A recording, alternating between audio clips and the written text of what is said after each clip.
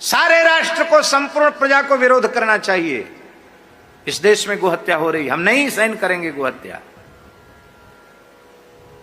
यदि विरोध प्रजा नहीं कर रही है तो ये बात पक्की तौर पर समझ लें, कोई व्यक्ति ऐसा नहीं है भारतीय जिसके ऊपर गोहत्या का पाप न चढ़ा हो।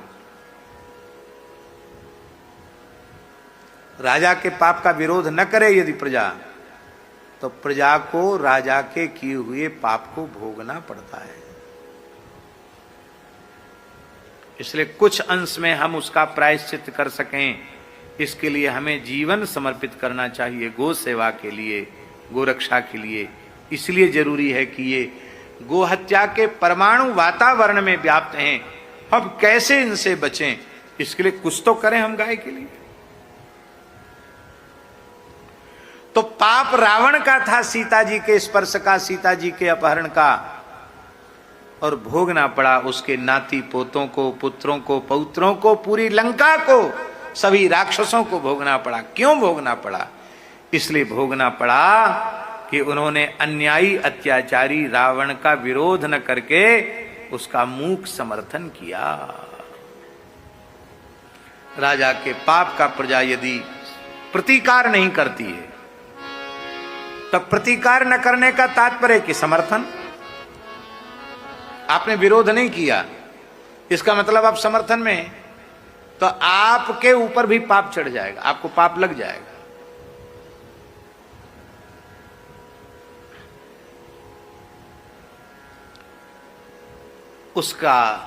उसी का अमंगल बड़ी बड़ी भयंकर घटनाओं के रूप में उपस्थित हो रहा है।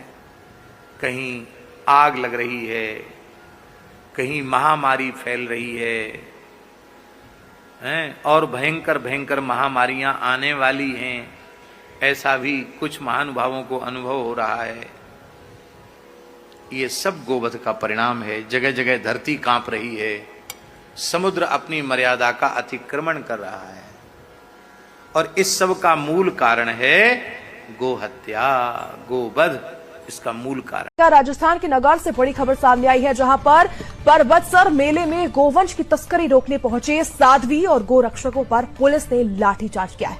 बता दें, पूरा विवाद उस समय पर शुरू हुआ जब मेले में अवैध रूप से नंदी और गोवंश की तस्करी की जा रही थी।